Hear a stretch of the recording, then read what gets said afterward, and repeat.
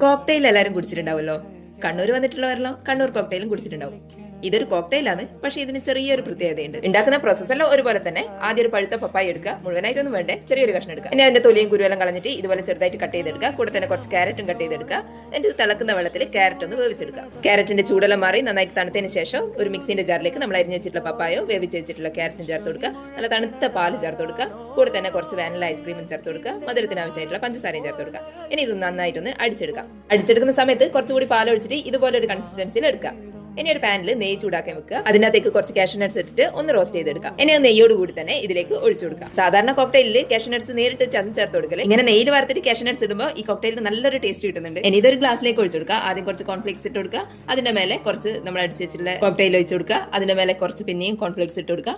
പിന്നെയും ലെയർ ആയിട്ട് ഇതുപോലെ ചെയ്ത് കൊടുക്കുക. നല്ല ടേസ്റ്റാണ്. എനിക്ക് കോക്ടെയിൽ ഉണ്ടാക്കുന്ന സമയത്ത് ഇതുപോലെ ഒന്ന് ഉണ്ടാക്കി നോക്കണേ.